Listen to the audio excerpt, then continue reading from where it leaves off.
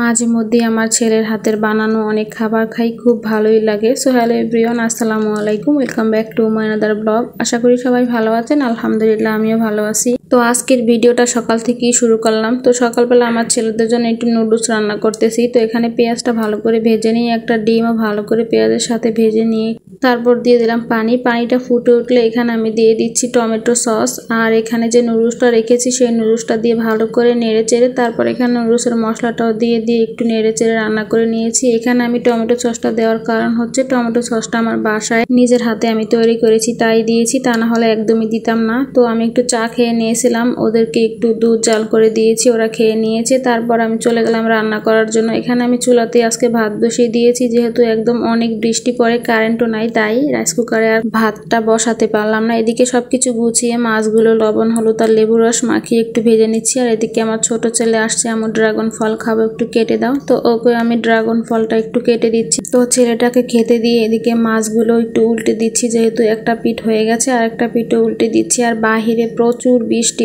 অনেক বৃষ্টি আর বাতাস হচ্ছে, কেন জানি না হঠাৎ করে এত বৃষ্টি। কিছুক্ষণ পর হালকা একটু রৌদ্র ওঠে, আবার বৃষ্টি, এরকমই হচ্ছে ইদানিং।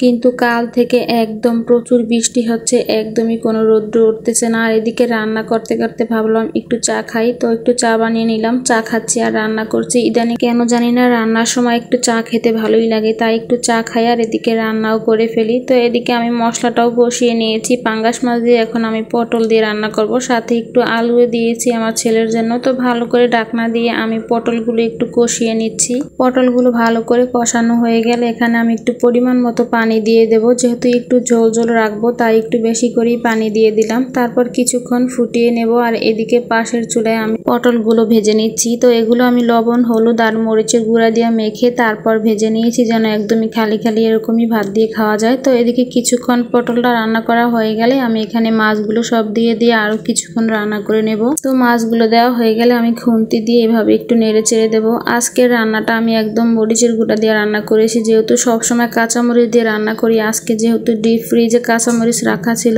কারেন্ট ছিল না বলে আমি একদমই ফ্রিজ খুলিনি, আর তাই আজকের রান্নাটা গুঁড়া মরিচ দিয়ে করে নিলাম। তো এখানে আমি একটু ধনিয়া পাতা দিয়ে দিয়েছি, ধনিয়া পাতা দিয়ে একটু ভালো করে কিছুক্ষণ ধনিয়া পাতাটা সেদ্ধ করা হয়ে গেলে চুলাটা অফ করে নামিয়ে নিয়েছি। এদিকে আমার দুপুরে রান্না বান্না শেষ, পটল ভাজি আর এদিকে পটল দিয়ে পাঙ্গাস মাছ দিয়ে দুইটা রান্নাই কমপ্লিট। তো কাঁচামরিচ দিয়ে রান্না করলে হয় কি, কালারটা একটু হলুদ হলুদ থাকে, আর গুঁড়া মরিচ দিয়ে রান্না করলে লাল লাল হয়ে যায়, এই হচ্ছে পার্থক্য। কিন্তু দুইটা কালারই সুন্দর হয় আমার কাছে। তো রান্না বান্না শেষ করে ছেলেদের খেতে দিলাম, নিজেও খাচ্ছিলাম। তো ছোট ছেলেটাকে খাইয়ে দেবে বলে আমি আগেই আজকে খেয়ে নিচ্ছি, যেহেতু একটু খিদা লাগছিল বেশি, তাই আমি আগে খেয়ে নিচ্ছি, তারপর ছেলেটাকে খাইয়ে দেবো। আর এইদিকে খাওয়া দাওয়া শেষ করে বিকেলবেলা আমার বড় ছেলে আবার এই যে ড্রাগনের জুস বানিয়েছে। ও মাঝে মধ্যে কিছু না কিছু বানায়, আমার কাছে খুব ভালোই লাগে ওর হাতের কোনো খাবার খেতে। তো আজকের মতো এই পর্যন্তই, সবাই ভালো থাকবেন, আল্লাহ হাফেজ।